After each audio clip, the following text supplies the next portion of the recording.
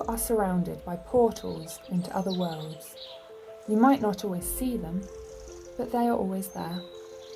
A hole in the hedge that's the right size to crawl through, stepping stones across a stream, a gap in a half-rotten fence.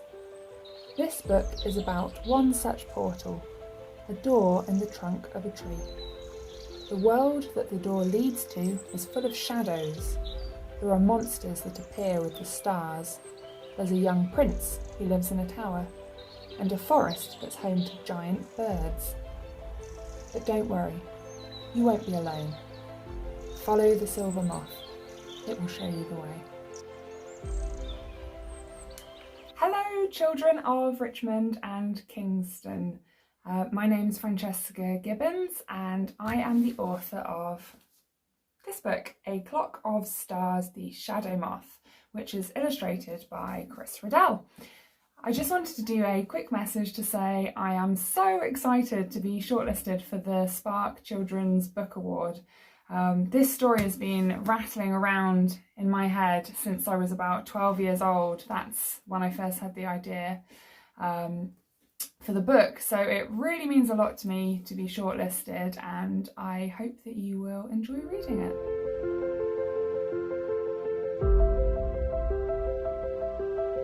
A Clock of Stars is about two sisters, and like a lot of brothers and sisters, they don't always get along. So Imogen is the oldest sister, and she is really desperate to have some adventures and to be left on her own to have those adventures. Marie, the youngest sister, is equally desperate to be part of any adventures that Imogen might have.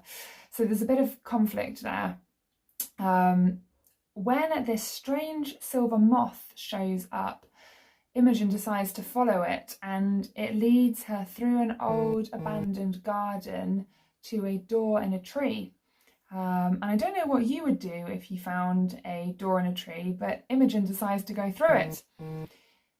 The rest of the book, I don't want to give too many spoilers, but the sisters find themselves trapped in a magical kingdom where there are monsters that come out with the stars, quite scary characters. There's also a prince who lives in a tower and a dancing bear, to name a few characters. The book is about the rest of their adventures together and how the sisters' relationship changes on this epic adventure, their quest to get back home.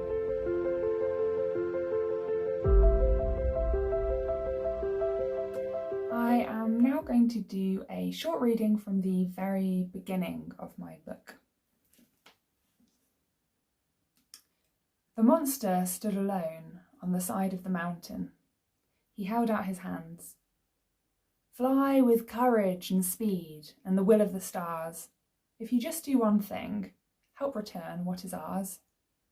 He parted his claws so there was enough space for the moth to escape. It crawled over the back of his hand and circled his wrist. It had a silver grey, fluffy body. Fly with courage and speed and the will of the stars. If you just do one thing, help return what is ours. The moth opened and closed its wings to show it was thinking.